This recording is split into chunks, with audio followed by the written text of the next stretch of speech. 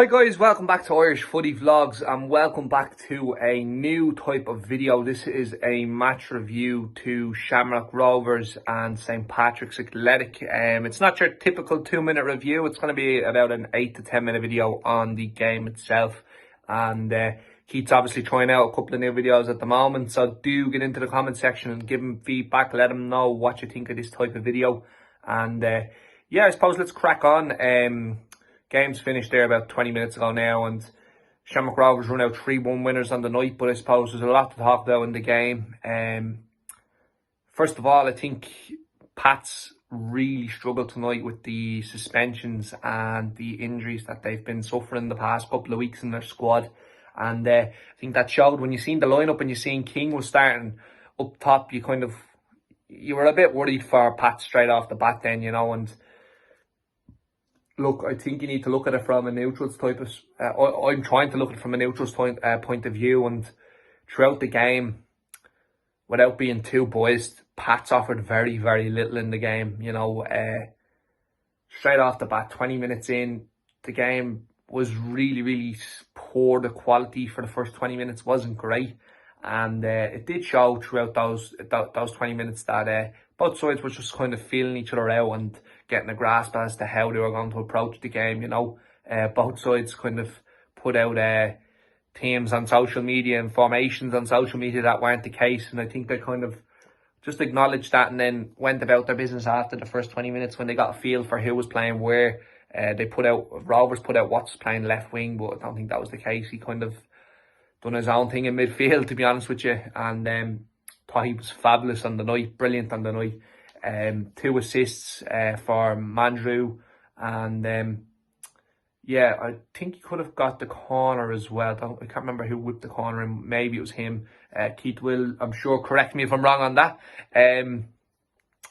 Look, yeah, Watts was my man of the match, and I'm going to talk about him for another minute or so because I think Rovers went through a bit of a bad spell there a few weeks back, and I just think there's no coincidence that it was down to Dylan Watts being injured, and I just think he has been phenomenal the last 7 months that he hasn't been injured. In the 7 months that he hasn't been injured and playing football, he's really stepped up his game, his delivery, his passing. They've always been really good, but the last couple of months I just think he's been that step above what he usually would be, and I think that's starting to show in his performances.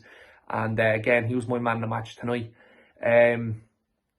Yeah, look, I suppose Danny Mandrew, he done nothing in the game and then scores twice, and he probably should have had a hat-trick, to be honest. He had a free header about 8 yards out and should have scored that. But look, he got the 2 goals, and that's what you can ask of him. He does a job, he scores goals, and it's the first time we've seen him putting in something really influential in the game for a couple of weeks now, and I hope this is something he can build on, because even tonight he wasn't great throughout the game, but he was there when it mattered, and yeah, he got his 2 goals, so credit to him. He got man of the match on the night, but as I said, I disagreed with that. I see him why it was given to him, but he just didn't do enough in the game for me overall, even though he scored twice without contradicting himself too much. Defensively, I thought Rovers were very good, except for the goal. Very, very sloppy on the goalkeeping side of it. Alamanis, me playing in goal, look, I'm no expert, and I would love to say give Al the criticism and think that I'm alright to do it, but I'm not.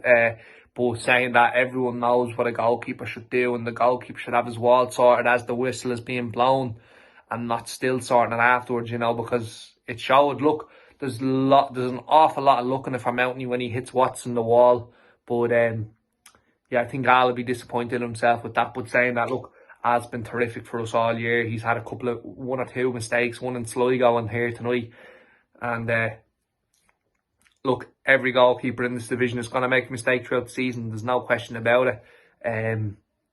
But obviously the deflection didn't help, and again, he's been brilliant for us, so I'm not going to be too harsh on him. But yeah, look, I suppose Pats didn't really offer much else in the game. 1 chance in the second half for Burns, who I thought again showed that he is going to be a good player, but I think he needed a game like this to learn that to be a top player, you need to take that one chance in the game, and he obviously didn't. He had a chance in the second half. He was in the box and he put the ball just past the post, and those are the type of chances in games like this that you kind of can't afford to miss, you know. And he obviously put it wide, and I think he'll take a lot from this game. He got very little in the game, and I think he'll know now in future when it comes to big games like this that he can't afford to let opportunities like that pass him by, because that's when you've got someone else coming in from behind and over your shoulder saying that I'm ready to take my chance now in this squad. If he's not going to take the chance, I'll be there to do it. And he'll learn from it, don't get me wrong, you know. And it was, if he scores there and then, it's a different ball game for the last 20 minutes of the game. So obviously delighted that he did put it wide.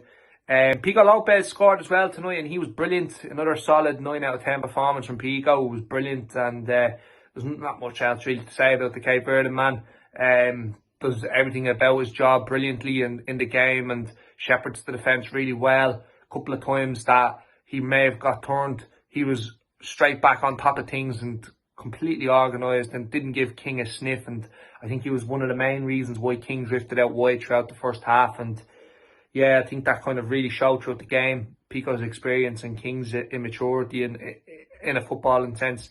Yeah, I suppose if you look at it, I think the centre forward kind of decided the whole debate in the game. Rory Gaffney was phenomenal. He could have easily got man of the match tonight. He was brilliant the way he led the line. And King, obviously, as I said, wasn't good enough. And I think that was the difference in the game, you know, because I think, looking from a Pats perspective, Benson and Forrester obviously just did not turn up tonight, in my opinion, you know. And I think that was just down to the fact they had no confidence when they were going forward that they were going to be able to get that outlet into the ball even into a centre forward that was going to take a chance, you know. And well, I've played football games before when you're missing a lot of players and you're just saying to yourself, you know, something, we're really going to struggle here tonight. And I think that's kind of what they were feeling going through the game. And I think it was complete opposite, flip of the coin for Tallaght and O'Neill and Watts and Mandrew when it came to getting on the ball. Probably Mandrew not in that equation because, as I said, he didn't do much in the game. But when it came to Watts, O'Neill, Tallaght, Finn, etc., they really, really did look optimistic when they were on the ball, because Gaffney was constantly running the channels, running the lines, and he was just causing havoc for Sam Bowen, Desmond and Barrett in particular. Sorry, just looking at my notes there to make sure I'm getting names right. But yeah, and I just think he was a nightmare on the night to deal with. And yeah, look, I think Rovers will be delighted with the result and how things went. And 3 points clear now, a game in hand.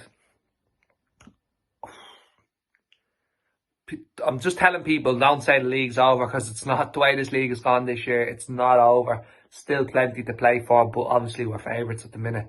You have to look at us and say we are. Who else around us? We've just the closest rivals to us. We've just beat them comfortably tonight. And I suppose, as I said, another night maybe with the injuries, I think the game is a bit tighter. But yeah, you know, make no mistake, Rovers definitely deserve this win tonight, and delighted that they can take this result now into next week, into Europe. And let's be honest, the side that they're playing as well, we're going to do a preview show, but if they I'll just say, if they do put this performance in against this team that we're playing in the conference, we should beat them.